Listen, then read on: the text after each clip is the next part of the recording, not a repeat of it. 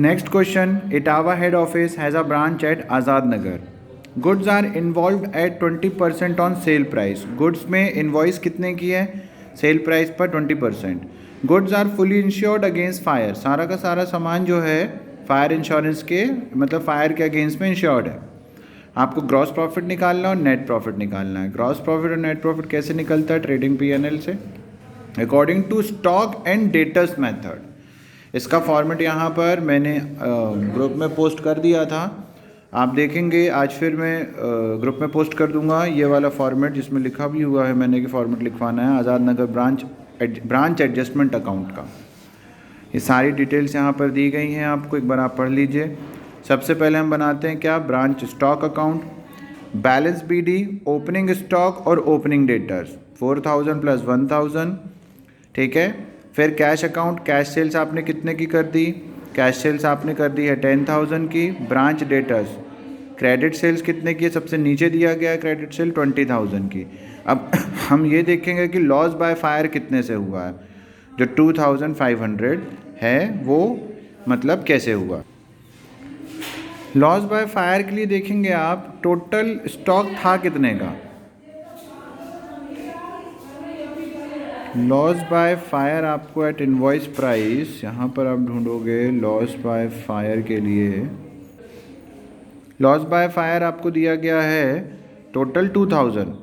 उस 2000 पे आपको 20% आपको उसमें ऊपर भी लिखा गया था invoice at 20% on sale price. तो अगर इनवॉइस है तो आप परसेंट अपॉन 100+% नहीं करते हो, आप क्या करते हो? इंटू 100 अपॉन में एक्चुअल प्राइस. अगर 20% उसमें प्रॉफिट ऑलरेडी एडेड था तो वो था कितने की वैल्यू? 80% वैल्यू थी, तो हमको उसको फुल वैल्यू में कन्वर्ट करना है. तो 2000 इंटू आपको दिया 80%, आपको 100% पे निकालना है, तो अपॉन 80 इंटू 100 करेंगे तो कितना निकल के आ गया आपके पास? 2500. फिर बैलेंस सीडी, क्लोजिंग स्टॉक कितने का था आपके पास? 3500 का. चारों को प्लस करके 2 माइनस किया, सरप्लस कितना आ गया? 1000. फिर ये वाला जो ब्रांच एडजस्टमेंट अकाउंट यहाँ पर फॉर्मेट आपको मैं पोस्ट कर दूंगा अभी ग्रुप में, एडजस्टमेंट अकाउंट नाम से. यहाँ पर आप देखेंगे सबकी वर्किंग दिया गया है यहाँ पे. सबसे पहले लॉस बाय फायर. एडजस्टमेंट मतलब होता है एक्चुअल प्रॉफिट आपको बताना कि आखिर उसमें था कितने का. 2000 का था, 2500 उसकी एक्चुअल प्राइस थी, तो हमको लॉस बाय फायर में उसकी सिर्फ और सिर्फ प्रॉफिटेबल वैल्यू निकालनी, जो कितनी थी? 500. फिर स्टॉक रिजर्व आपको पहले भी बताया हूँ मैंने, जो डेबिट साइड में स्टॉक है वो क्लोजिंग पे निकलता है और जो राइट हैंड साइड पर स्टॉक है वो ओपनिंग पर निकलता है. तो हम स्टॉक रिजर्व भी हम निकाल लेते हैं. स्टॉक कितने का था? 3500 का इंटू 20/100. तो ये हमने यहाँ पर निकाल लिया. ये देखिए 3500 का था तो हमने निकाला, तो कितना हो गया स्टॉक रिजर्व? 700. और इसी तरह से ओपनिंग का 4000 का 20% हमने निकाला. यहाँ पे वर्किंग दिखा देता हूँ मैं आपको. 4000 प्लस डेटर्स, तो टोटल ओपनिंग हो गई 5000 की. तो 5000 इंटू 20 डिवाइडेड बाई 100 कितना हो गया? 1000. तो ये आ गया आपका स्टॉक रिजर्व. फिर goods send to branch. Goods को हमने ब्रांच को कितने का सामान भेजा था, तो यहाँ पर लिखा होगा गुड्स सप्लाइड टू ब्रांच 30,000. उस 30,000 का 20% कितना हो गया? 6000.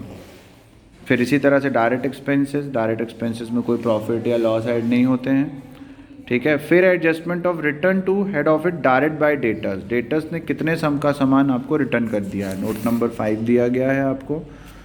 नोट नंबर 5 में देखेंगे टोटल 500 का 20% कितना हो गया? 100. अब हम यहाँ देखेंगे कहाँ पर 500 का फिगर है, तो ये लिखा ही हुआ है goods return by debtor direct to head office. तो 500 का 20% कितना हो गया? 100 रुपीज़. ठीक है. फिर हमको branch PNL account gross profit, हमको सरप्लस भी निकालना है. सरप्लस कैसे निकालते हैं? 8 नंबर के पॉइंट पर हम देखते हैं.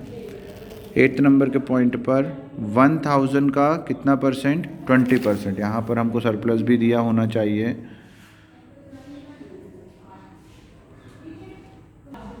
हाँ गाइज, ये सरप्लस ये निकाला हमने ब्रांच स्टॉक अकाउंट से 1000 का. तो 1000 का 20% कितना हो गया? 800. तो तीनों को प्लस करके सबको माइनस किया तो ग्रॉस प्रॉफिट कितना आ गया? 5700। बस आपको यहीं तक इसको सॉल्व करने का है।